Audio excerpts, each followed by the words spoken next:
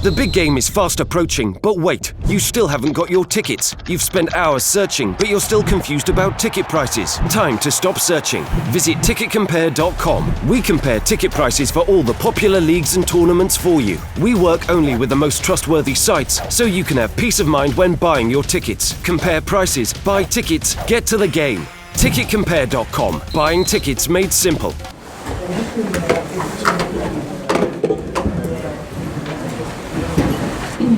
Okay, who'd like to start? Roy, presuming that's pretty hard to take after 20 minutes, 22 minutes when you 4-0 down after a week on the training ground?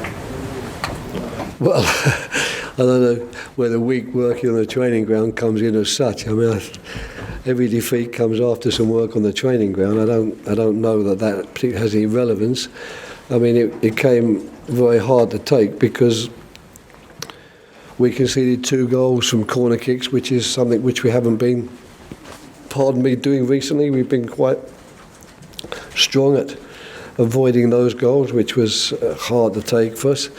And of course, we encountered an Arsenal in that 20-minute period, buoyed, of course, by the early goals, who showed the full range of their passing skills and their movement in the middle of the field, the speed and accuracy of their passing. And it certainly put us very much on the back foot. At half-time, really, I thought we were staring down the barrel of a gun. You know, a team of Arsenal's quality with the players they have, 4 goals to 0 up, can't possibly lose. Just a question of how many do we want to score.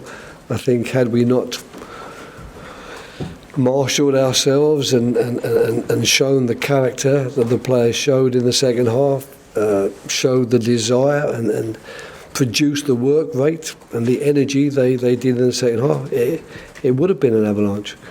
As it turns out, we managed to not only stop them scoring more goals, we got one of our own and reduced the deficit to a -3 rather than a -7 or 8.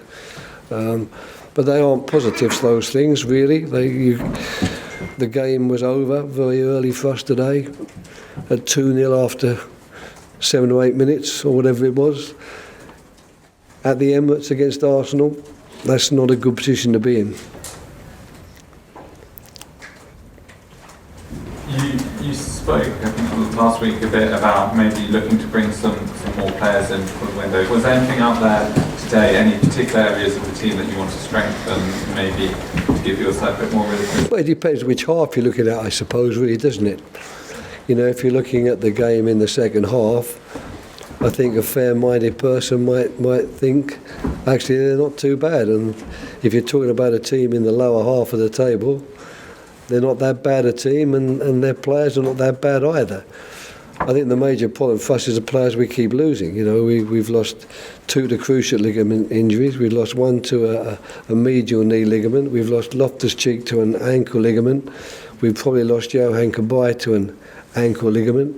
We've only just got Joel Ward back after a long laugh. We've still got Mamadou Sakho trying to recover from a major calf injury. That's an awful lot of players of good quality for any team in the lower half of the league to deal with. At the moment, going into the day, every player really that we have available to be with us for the game was with us. The 2 goalkeepers, because we only have 2, and the 16 outfield players. That's actually what we've got at the moment, because all the others are in the treatment room. So I suppose the answer to the question, do you need some more players? Well, of course we do. But more importantly, we need at least 1 or 2 of the injured players to try and get fit and be with us as quickly as possible. Although I think we'll be looking at the end of February rather than the end of January for that to happen. Roy, I suspect that you didn't factor this into your thinking at all, but was there any part of you that wondered whether Arsenal might be at a bit of a low ebb with the whole business with Sanchez leaving and the uncertainty that sort of spreads? Yeah, well, it's a good question, Ollie, but I didn't actually know. I mean, I always prepare for the best of the opposition, and the stories that then circulate about, this is a good time to play them and this and that's happening. I never believe them. I really don't. Arsenal I know, and we all know, I think, that with the quality of players they have, and they play together a long while too, they're always capable of producing that type of scintillating 20, 25-minute spell which really put the game beyond doubt. That's always a possibility. So we'd actually prepare for that. There was never once from our side any mention of where the Arsenal are or where they aren't. It was a question of, right, this is it. This is what Wilshere, Ozil, Xhaka do. This is what Iwobi and Lacazette do. These are the problems you're going to come across and face. And I suppose the one thing we were maybe guilty of in terms of our preparation, we didn't flag up any more than usual the threat from set plays. We always flag up with every team the threat from set plays. We go through the set plays, we go through what they do from the set plays, we go through our markers. But this time, of course, we failed to bring that one off. I don't think that the players will tell you that we conceded 2 goals so we didn't know what was going to happen or what we should be doing. We conceded 2 goals because Monreal lost his marker twice and scored. Mr. Hodgson? Yes.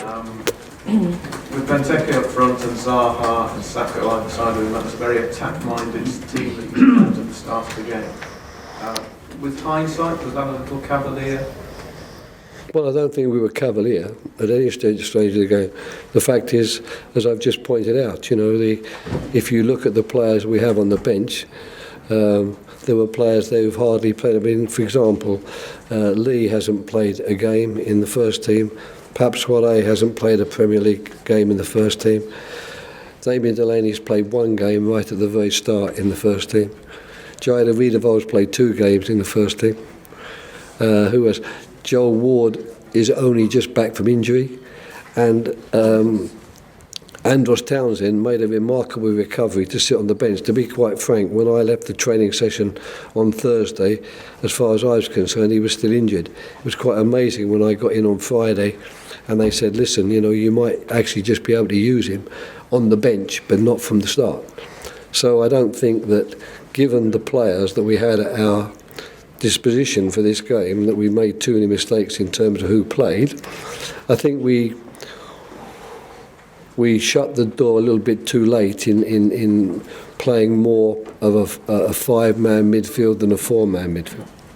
I would accept that maybe you should have done that from the start. But then, of course, whether that would actually have stopped the 2 corner kicks, I don't know.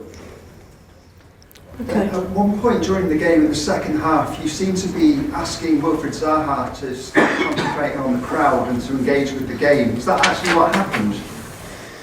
No, I don't comment on those type of things. What I say to the players when I'm on the side of the pitch, I don't want to talk about that. I do all my talking to the players, to them face to face, individually. What I say to them, I say to them, but I don't come in here afterwards and say this is what I did and that's what I didn't do. Okay. Thanks, guys. We'll just do the Dailies. Thank you.